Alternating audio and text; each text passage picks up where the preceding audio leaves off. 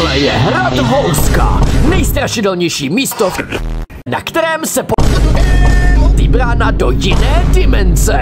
A nás nenapadlo nic jiného, než se do tohohle místa vypravit a ubytovat. No, jsme připravení, vyndali jsme pořádnou babičku, takže můžu zavřít. Ty můžeš ukázat, co ten tvůj přístroj umí. To si děláš legraci! Už tady klepeme asi 10 minut a nikdo nám neotevírá. Asi budu muset zavolat panu Kastelánovi. Otevřem ty dveře. No to... Co?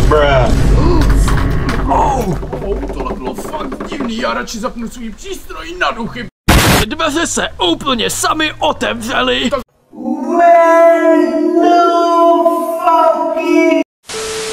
Lidi, upřímně se bojím, že dneska večer tady zažijeme něco děsivého, protože už jenom tyhle dveře jsou fakt... A ještě když Kastelán říká, že se vrátí až večer ráno, to je většinou doba, při který ožívají veškerý strašidla.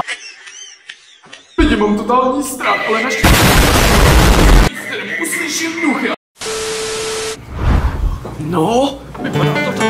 Co to bylo? Slyšeli jste to bylo nějaký piano, nebo co, kdo by tě dělal na piano, sakra? Jo, to je fakt děsivý a jde to od zhora.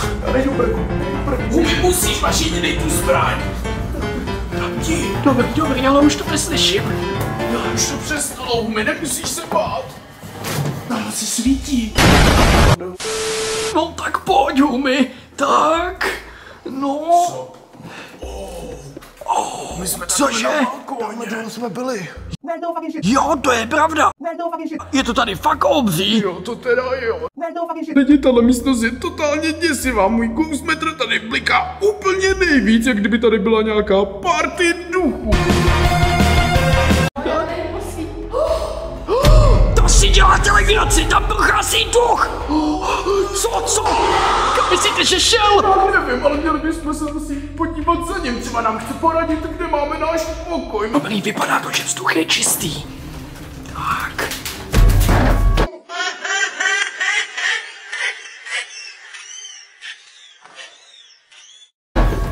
To si děláte legraci. A tohle je fakt strašný. Co? On se propadl. Co, to si děláte srandu, ale asi to tam budeme muset jít prozkoumat, protože jinudy stejně jít nemůžeme.